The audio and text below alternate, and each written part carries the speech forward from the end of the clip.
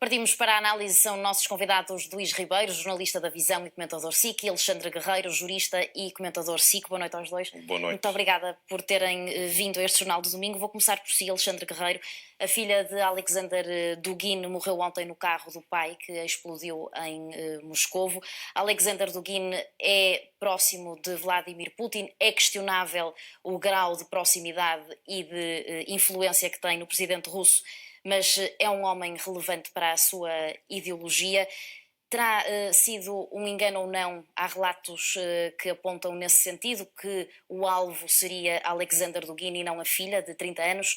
Certo é que a investigação deste caso será para acompanhar com atenção nos próximos tempos. Tem de ser acompanhado porque já foi indicado até por algumas fontes ligadas ao poder oficial que na passada semana 2 atentados contra 2 personalidades que não identificam quem são foram neutralizados. Portanto, e foram neutralizados em Moscovo, à partida, por parte de pessoas ligadas de alguma forma, direta ou indiretamente, ao poder ucraniano. Esta é a tese que está a vingar cá para fora. O que não quer dizer que o Kremlin esteja a incriminar o poder ucraniano.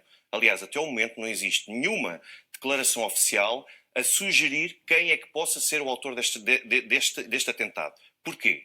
Porque podem ser, de facto, ucranianos. Alexander Dugin tem, de facto, alguma expressão na Ucrânia enquanto sendo um promotor da inexistência da Ucrânia, portanto, e defensor de uma agenda ultranacionalista, e, por outro lado, porque mesmo em território russo existe quem naturalmente se opõe a este tipo de tese. Agora, é importante explicar às pessoas o seguinte: Alexander Dugin não era ideólogo, não é o cérebro, nem de perto nem de longe, do Kremlin. Tanto assim não é que as pessoas podem olhar para a história de Dugin e perceber que o partido que criou, muito inspirado no ultranacionalismo bolchevique, foi considerado extremista já durante a era Putin e foi banido. Agora, qual é o problema aqui? É que mesmo Dugin, durante os anos de 2014 e 2015, acabou por ser retirado e afastado da Universidade Estatal de Moscovo por causa do seu discurso extremista. Isto não é nem de perto nem de longe o papel de um ideólogo. Imagino o que é que não seria se ele não fosse esse ideólogo. E não sendo assim tão próximo de Vladimir Putin como está a mencionar, é assim tão óbvia a suspeita sobre a Ucrânia? A suspeita não é só sobre a Ucrânia. A suspeita é, além da Ucrânia, que podia ter o interesse em ferir e atingir alguém que é visto como mentor e é um filósofo que inspira uma corrente ultranacionalista, poder também, de certa forma, atingir alguém que apoia a atividade na Crimeia. É completamente diferente o Kremlin ter algum ponto de convergência com Dugin do que, de facto, ser inspirado. Eu, aliás, sugiro até às pessoas que queiram compreender mais a linha ideológica e conseguir compreender alguns comportamentos de Putin, desde logo que leiam Brzezinski, que leiam também Solzhenitsyn e depois Carl Schmitt, que é um clássico e que, de facto, permite compreender a agenda externa de Putin para o mundo. Perante as suspeitas levantadas pela Rússia, Luís, sobre a Ucrânia, neste caso, acredita que a relação entre Rússia e Ucrânia ainda se distancia mais do que atualmente? Não, a mim parece-me que a Rússia, mesmo que por algum milagre tivesse sido os ucranianos a provocar este atentado, a Rússia nunca, de alguma forma, admitiria tal coisa. Quer dizer, a Rússia não admite ainda hoje que o Moskva foi ao fundo devido a um ataque dos ucranianos. Todos os dias, vários depósitos de munições e equipamento militar são destruídos em vários locais do território controlado pelos russos, e nem aí os russos admitem que foram os ucranianos. Portanto, Putin, o Kremlin, admitir de alguma forma que os ucranianos teriam capacidade, neste momento, de fazer um atentado no centro, no coração da capital russa, seria um tiro no pé de todo o tamanho. Portanto, isso parece-me que está claramente fora de hipótese. Vamos seguir com Zaporígia. Esta semana faz 6 meses que esta guerra começou e neste momento o foco de maior preocupação é a central nuclear. Tendo em conta a gravidade de um possível acidente neste local, seria urgente a retirada de tropas russas de Energodar.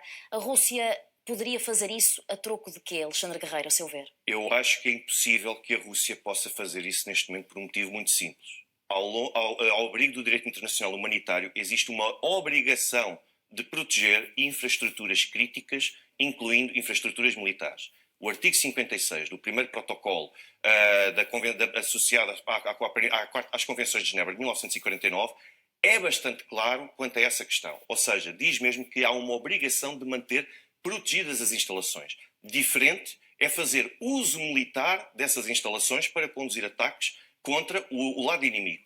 Quando o secretário-geral das Nações Unidas fala em desmilitarizar a central nuclear de Zaporizhia, aquilo que está a dizer não é para retirar a presença militar.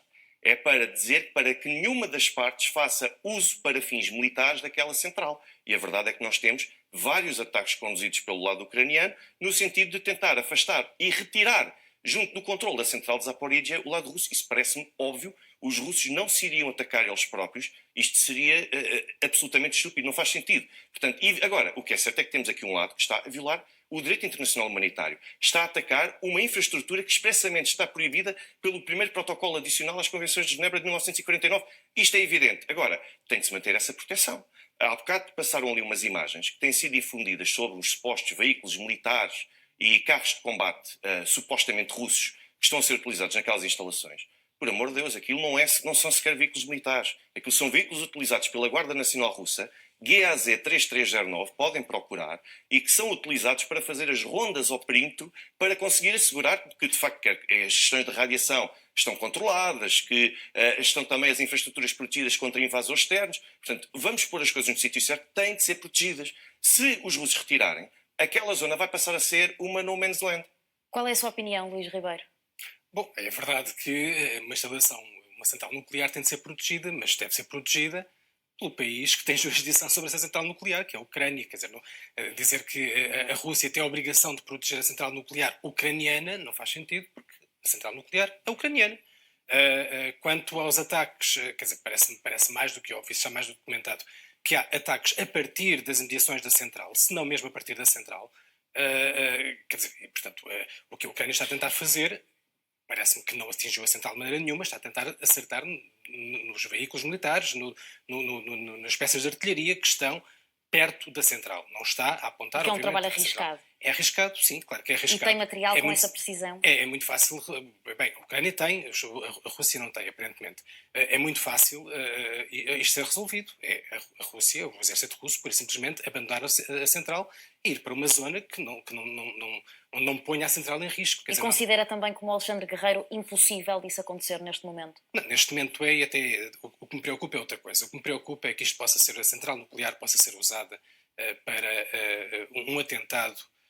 Ou seja, em vez de enviar uma bomba nuclear, uma ogiva nuclear contra a Ucrânia, o que o exército russo pode fazer é provocar um acidente nuclear. Estamos a falar da maior central nuclear da Europa, a sexta maior do mundo. Seria, eu devo dizê-lo, quer dizer, comparado com aquilo que aconteceu em Chernobyl, é muitíssimo pior. Chernobyl vai passar na história, vai passar à história como quase uma lufada de ar fresco comparado com aquilo que pode acontecer se efetivamente o exército russo usar a central nuclear para fazer terrorismo nuclear. Seria uma subida de patamar exponencial nesta guerra. O facto da Rússia facilitar a entrada de técnicos da Agência Internacional de Energia Atómica para avaliarem o impacto que têm tido os bombardeamentos nas imediações da central nuclear revela o quê? Revela, acima de tudo, também preocupação, porque um ataque a uma central nuclear pode causar prejuízos e danos não só para o lado inimigo, mas está tudo ligado a uma imprevisibilidade que também pode atingir o lado russo. Além de que não existe o interesse por parte da Rússia, nem deve existir por parte da Ucrânia, de conseguir assegurar a libertação de radioatividade numa zona que não se sabe onde é que vai chegar. Eu recordo-me que no caso de Chernobyl, que o Luís ainda agora referiu, teria chegado até à Suécia e à Alemanha. Portanto, estamos a falar de algo que é totalmente imprevisível e existe uma intenção da Rússia de mostrar que, de facto, está disposta a colaborar. Agora, não está disposta a abdicar de algo que não garante que vai continuar seguro no decurso dos ataques e que é um local considerado estratégico. Mas a questão é que, deixa-me interromper-te, mas é que uma coisa é aquilo que a Rússia diz que está disposta a aceitar, outra coisa é aquilo que a Rússia efetivamente aceita. Porque, na verdade é que não há uma data também. Não há uma para data. Essa inspeção. Quando é que foi o ataque, o suposto ataque, o atentado, o massacre, chamemos-lhe assim, da prisão de Olenivka? Há um mês e meio, a Rússia imediatamente, no próprio dia, disse que ia pedir à Cruz Vermelha para entrar. Exatamente. E às Nações Unidas para entrar. Exatamente. E ver o que as Nações Unidas estão a caminho. Não estão a caminho, não continuam. Não, a Cruz Vermelha continua a dizer todos os dias que não tem autorização. A Cruz Vermelha ucraniana não tem autorização. Internacional. Porque a Cruz Vermelha ucraniana é que está proibida de entrar. A Cruz Vermelha Internacional, todos os dias, continua a dizer que continua a não ter autorização por parte da Rússia, e, portanto, já passou mais de um mês. E, portanto, a Rússia disse aquilo que é para dizer nós não temos nada a esconder, portanto, venha cá a Cruz Vermelha, venham as Nações Unidas, e agora é a mesma coisa, quer dizer, volto a dizer, venha cá a Agência Atómica Internacional, e depois, quando chega a altura certa, quando chega o momento-chave, não entra ninguém, porque a Rússia não autoriza. Portanto, continua com estas cortinas de fumo a dizer que sim, venham, não temos nada a esconder, mas depois, no momento certo, fecha a porta. Antes de passarmos para a visita de António Guterres, deixe-me perguntar a Alexandre Guerreiro se concorda com o Luís Ribeiro, que há pouco dizia que poderá a Rússia estar a equacionar usar a central nuclear de Zaporíjia para um ataque. Concorda ou não? Acho uma hipótese absurda. A Rússia não pode ter qualquer interesse nisso. Ao abrigo da doutrina nuclear russa, a Rússia só pode usar armas nucleares em caso de legítima defesa, porque é a última medida, e em caso até de um ataque que possa implicar o desaparecimento da Rússia como a conhecemos. Por algum motivo, a Rússia responsavelmente não utilizou, da mesma forma que os Estados Unidos responsavelmente também não voltaram a utilizar desde os famosos incidentes de Hiroshima e Nagasaki. A Rússia não tem qualquer interesse em conduzir um ataque que pode ter consequências totalmente imprevisíveis e que poderá ter implicações diretas e terá implicações diretas num povo que seguramente têm algumas afinidades e ligações ao próprio povo russo. Aliás, como é que a Rússia pode estar a apoiar um referendo à autodeterminação na província de Zaporíjia e ao mesmo tempo conduzir um ataque nuclear em algo que depois nem sequer vão poder lá entrar, não vão poder explorar para efeitos industriais, para efeitos agrícolas? Portanto, é uma hipótese absurda. A Rússia não parece que tenha essa intenção, a Ucrânia parece que está a atacar, mas irresponsavelmente com a ambição de atingir a Rússia. Ou seja, não parece que a intenção ucraniana seja a de atingir a central. Mas o que está a dizer é que a Rússia, com esta guerra, quer mesmo ocupar o território ucraniano. Porque, na verdade, não destruiria apenas a central nuclear. Está a tentar destruir o país todo. Não, a Rússia não quer atingir, não quer ocupar o território ucraniano. Aquilo que a Rússia quer, basicamente, e com o qual se comprometeu e quer fazer desde o início desta intervenção militar, que se iniciou 24 de fevereiro, que agora vai completar 6 meses, é, acima de tudo, assegurar a proteção da população do Donbass e depois assegurar que a população que é perseguida por parte das autoridades ucranianas por omissão ou por ação, que essas pessoas acabam por ter uma expressão, uma palavra a dizer sobre se pretendem continuar na Ucrânia ou não. Não é a ambição da Rússia, nem de perto nem de longe, dividir a Ucrânia ao meio. Já nós podemos perguntar, por exemplo, o que é que a Polónia, que tipo de ambições é que a Polónia pode ter para a zona ocidental da Ucrânia, caso se confirme que 8 províncias ucranianas entendem e venham a decidir que pretendem ser ou independentes ou transferir-se para a Rússia. Luís? Bem, parece-me claro que a intenção inicial era precisamente ocupar a Ucrânia, portanto, daí aquela famosa coluna em direção a Kiev, que falhou, como nós sabemos. Em relação aos russófonos, que era uma das razões para a invasão, se alguém está neste momento a ser massacrado nestes últimos 6 meses, são precisamente os ucranianos russófonos. Quer dizer, não há ninguém que esteja a sofrer mais com a guerra do que o povo de Mariupol, Kharkiv, que é uma cidade completamente russófona. Quer dizer, ninguém sofre mais do que os russófonos. Portanto, se esta é a ideia de libertação dos falantes de russo por parte do Kremlin, bom, nem sei o que é que será um ataque a sério. Em relação ao resto de 6 meses, quer dizer, todas as outras desculpas, a desnazificação, quer dizer, há mais nazis a lutar, a combater pelo lado russo do que pelo lado ucraniano. Nós vemos o grupo Wagner, por exemplo, que tem raízes neonazis muito claras e que ninguém desmente. Nenhum está inserido no aparelho de Estado russo. Há uma grande diferença. Claro que não está. Claro, não está. Enquanto no lado ucraniano temos faz o trabalho sujo dos russos sem estar ligado oficialmente ao aparelho. Nós sabemos que é para isso que serve, sabemos que é para isso que mas são contratados, não estão inseridos no aparelho de Estado. É muito diferente, ao contrário da Ucrânia, que tem inserido nos seus quadros vários elementos nazis. Porque eles podem fazer coisas que um exército regular não poderia fazer. Portanto, não podem, estão sujeitos à mesma. São contratados pelos Estados, estão sujeitos ao direito internacional humanitário à mesma. Pois, exatamente. É o que se tem visto na atuação do grupo Wagner na Ucrânia. Mais desmilitarização. A Ucrânia está muito mais militarizada hoje do que estava no início da guerra e com armas muito mais avançadas, muito mais modernas. Mas não tem homens para as manejar. O grande problema começa a ser esse. É que a manta já não dá para esticar entre o leste e o sul. Não é isso que nos tem visto nos Ainda estamos à espera todos da contraofensiva. Estava a ver o caminho para aqui, para a SIC, e vi que as baterias antiaéreas no Melitopol estavam a ser levadas para a Crimeia, porque a Crimeia está a ser atacada. Quer dizer, há 6 meses, nem nos piores pesadelos de Putin, alguma vez ele imaginaria que a Crimeia estaria a ser atacada neste momento. Era um território dado como garantido. Quer dizer, mais do que garantido, nem sequer estamos a falar já do Donbass. Mesmo aquele Donbass que já estava desde 2015 nas mãos dos russos. Não é dos separatistas, é dos russos, vamos chamar-lhe o que é, são russos. Não, a Crimeia é outro nível. Quer dizer, imaginar a Crimeia a ser atacada, Sebastopol, hoje as baterias, o alarme antiaéreo, foi acionado pela primeira vez. Sebastopol fica a mais de 250 km em linha reta da frente de batalha. Portanto, nós chegamos a um ponto, ao fim de 6 meses, em que a Rússia está a ser acossada como nunca imaginaria estar, e a Ucrânia está, obviamente, por cima. Quer dizer, não há movimentações, não há ganhos territoriais, há mais de uma semana por parte da Rússia. Quer dizer, não mexe. No Donbass isso está a ver, Luís. Não E está, mesmo em zero, Kharkiv, zero, ainda esta semana, zero. conquistaram mais alguns aldeamentos. E, aliás, digo Exato, que zero. devemos preparar-nos para acompanhar a situação em Mykolaiv. O Porque Egito em da Guerra Mykolaiv, fez isso, nada. a Zero, não Rússia mexe. já atacou esta semana a única ponte que liga Mykolaiv à margem direita do rio Gud Meridional, que é o segundo maior rio da Ucrânia. Não conseguiu destruir essa ponte, mas se a Rússia for bem sucedida nisso, e a Rússia está às portas, está sensivelmente 10, 15 km de Mykolaiv, o que é uma distância ainda bastante grande, e se consegue atingir aquela ponte, todos os militares ucranianos vão deixar de poder ser abastecidos de Odessa. Por isso é que Odessa também é simultaneamente atacada. Desculpa dizer, Alexandre, mas estás a descrever exatamente, com uma enorme precisão, aquilo que está a acontecer em Kherson. Por isso é que vai ser É isso que interessante está a de perceber onde é que está a contraofensiva ucraniana, que ia iniciar-se em março, em abril, em julho, em agosto. Estamos todos à espera A disso. verdade é que a estratégia Ainda não ucraniana é vimos completamente diferente e tu sabes que é desde o início que é diferente da Rússia. A Rússia é a estratégia de terra queimada, é com artilharia, é uma pedra pesada para cima dos ucranianos, destruindo as cidades de uma ponta à outra. Porquê É isso que que tem destrói as cidades? O- Porque o os que é que ucranianos faz? se escondem em áreas residenciais. A amnistia foi É clara. assim que se faz o combate urbano. Quer dizer, Não. eu sei que a Amnistia Faz combate Internacional urbano, prefere que as cidades sejam defendidas das florestas. Aliás, dizem isso textualmente. Não são os únicos. É um O Conselho de relatório- Direitos Humanos das Nações Unidas um também já relatório disse isso. desastrado a todos os níveis. Olha, o Conselho de Direitos para Humanos dizer das isso. Nações Unidas Mas até voltando a disse Kherson, que os voltando a ucranianos Kherson, minaram uma zona, na verdade. juntam um lar a um centro de cuidados de pessoas de terceira idade e deficientes. O Conselho de Direitos Humanos, não é a Amnistia Internacional, disse isso, que eles minaram aquele local e que foram os russos que depois receberam aquelas pessoas que E foram conseguiram salvar as fugir. pessoas. É a ONU que diz isso, não sou eu.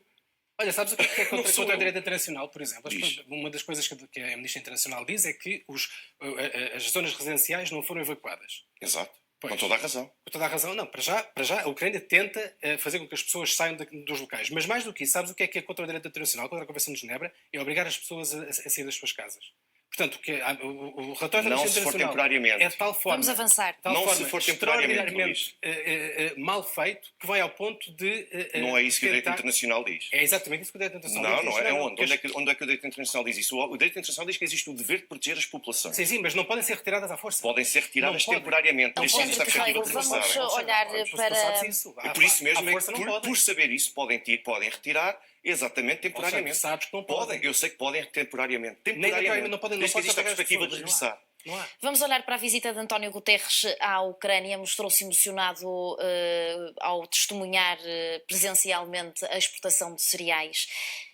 Disse até que este acordo foi a sua vitória, o seu marco enquanto secretário-geral das Nações Unidas até hoje. O que lhe pergunto é, Rússia e Ucrânia já conseguiram chegar a um acordo, e numa matéria tão importante como esta, porquê é que não chegam em mais nenhum ponto? Estarão à espera de quê? Atenção, eu vou frisar um pormenor. A Rússia e a Ucrânia não chegaram a acordo uma com a outra. Com a Turquia e Nações Unidas É que envolvidas. este detalhe é muito importante, ou seja, as partes continuem disponíveis para chegar a acordo sobre o que quer que seja. Eu continuo a achar que é absolutamente improvável haver um acordo enquanto o Kremlin continuar a ter uma agenda que admita a hipótese de uma parte da Ucrânia poder separar-se daquilo que ainda é território da Ucrânia no presente e que é reconhecido assim internacionalmente, e por outro lado, enquanto Zelensky exigir que as tropas russas se retirem da Ucrânia. É improvável, até lá nós vamos assistir a várias tentativas de negociação, pelo menos nos bastidores, por parte de Erdogan, sobretudo, que para o ano tem uma eleições presidenciais e precisa de apresentar algum trabalho perante a situação económica crítica que tem até no seu próprio país, mas é muito importante frisar isto.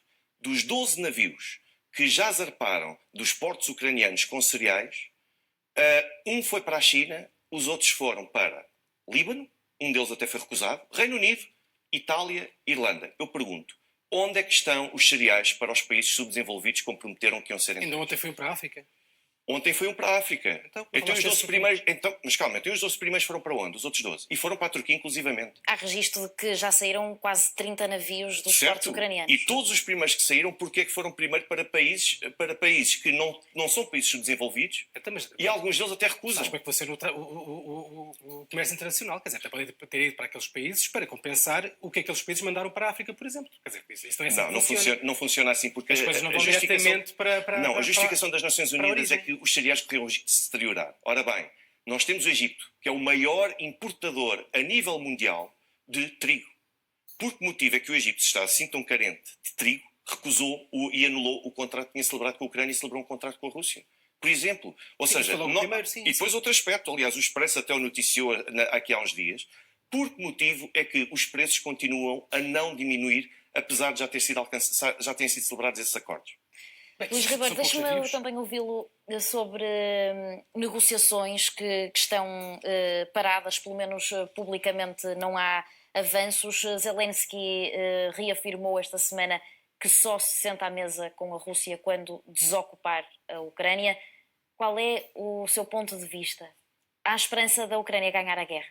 Bem, parece-me que mais do que nunca. Quanto mais tempo passa, mais parece que isso é óbvio. Nós, há quase 6 meses estávamos aqui a discutir e eu nunca esperaria, e eu devo dizer que estava otimista e acreditava que a Ucrânia conseguiria ganhar esta guerra de alguma maneira, ou pelo menos ter algum tipo de vitória. Nunca pensei que ao fim de 6 meses estivesse nesta posição muitíssimo acima da Rússia. Quer dizer, a Rússia neste momento está numa posição de potência acossada, aliás, de gigante com pés de barro. Foi isso que se foi notando ao fim destes 6 meses. Não há qualquer tipo de negociação possível neste momento. O Zelensky tem razão, o Alexandre também tem, à sua maneira. Quer dizer, não há, porque aquilo que os separa não é possível de desaproximar.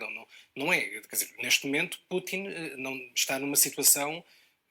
Eu diria que Putin está um pouco entre a espada e a parede. Ele nunca pensou estar aqui, como eu já disse. Isso parece-me claro. Está entre a espada e a parede porque está a ser. O que quer que ele agora faça é insuficiente e não vai agradar a nenhuma das fações do Kremlin. Não vai agradar aos ultranacionalistas, nem vai agradar aos moderados. Porque qual é a saída dele agora? É uma fuga para a frente? É destruir a Ucrânia? Quer dizer, vai fazer o quê? Já não tem mais nada. Quer dizer, nós temos estado a ver, a Rússia já vai buscar tanques quase aos museus. Há rockets dos anos 50 a serem utilizados na Ucrânia. Portanto, estão, obviamente, já a rapar o fundo do tacho. Portanto, está numa situação que não se pode manter durante muito mais tempo. É possível até que, estamos agora há pouco a falar de contra-ataques, é possível que nem seja necessário a Ucrânia contra-atacar. Porque o exército russo pode até colapsar por ele próprio. A Ucrânia está a atingir, como nós sabemos, os depósitos de munições e os centros de comando e controle. Quer dizer, isso é a forma mais inteligente de ganhar esta guerra. Não é fazer aquilo que a Rússia faz, que é vai to date, não é? No fundo, a Ucrânia ataca a retaguarda da Rússia. Ataca a retaguarda, ataca as linhas de comunicação, ataca a logística toda, abastecimento.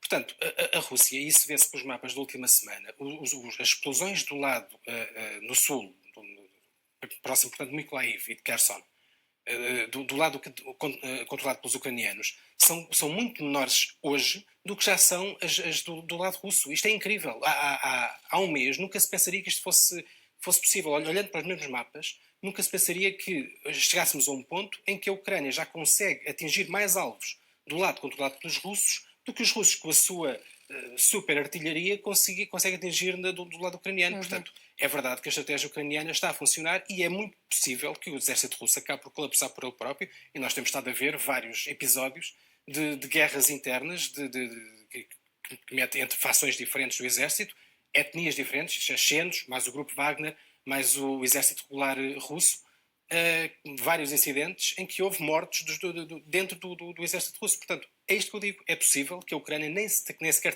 tenha a necessidade de atacar e que o exército russo colapse. Temos 30 segundos para terminar. Alexandre Guerreiro, a Gazprom decidiu suspender mais uma vez e durante 3 dias o fornecimento de gás através do Nord Stream 1. O gasoduto neste momento já só trabalha a 20%. A Rússia está a tentar fechar ainda mais a torneira do gás à Europa? Está, e o mais provável é que de facto acabe por fazê-lo, porque é uma forma de, sem apostar em beligerância, de poder causar danos significativos. E nós vemos os crescentes protestos por toda a Europa sobre o aumento do gás e também sobre o aumento, neste caso não é o aumento do petróleo, mas o aumento dos combustíveis. Nós estamos a assistir a uma crescente insatisfação popular e quem está do outro lado é Vladimir Putin a aplaudir e a rir daquilo que está a acontecer. Nós tivemos ainda esta semana relatos, quer por parte do Fundo Monetário Internacional, quer também por conta do Financial Times e da Reuters, que dizem que a inflação e a retração da economia russa e da inflação russa vão ser muito mais abaixo do que aquilo que se esperava numa fase inicial. Enquanto do lado europeu, ainda ontem vi na Bloomberg que a Polónia já se estima que afinal vai ter uma recessão ainda maior do que aquela que estava prevista. Se alguém que está aqui a ser punido, somos nós que estamos na União Europeia. É muito importante que se abra os olhos, porque a Turquia, ao mesmo tempo que está na NATO e que está com os ucranianos, ao mesmo tempo vai agora assinar também um acordo, um empréstimo com a Gazprom Bank. E porquê é que a Gazprom alega manutenção das turbinas quando, a seu ver, o objetivo é esse, é mesmo fechar o fornecimento à Europa? Porque não tem a hipótese de exercer a manutenção fora da jurisdição russa, porque o próprio Nord Stream não está só totalmente disposto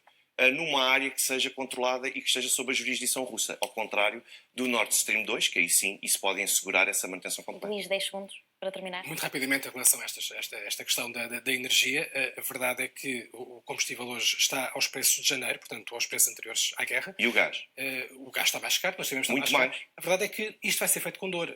Vai haver dor para a Europa para conseguir acabar com esta dependência do gás russo. Mas a verdade é que a médio e longo prazo a Rússia vai ter problemas gigantescos, porque é impossível à Rússia conseguir passar o comércio, o mercado de gás que está hoje direcionado para a Europa, para a China e para a Índia. E quantos desempregos e insolvências é que isso vai custar na União Europeia? É que é importante ver isso.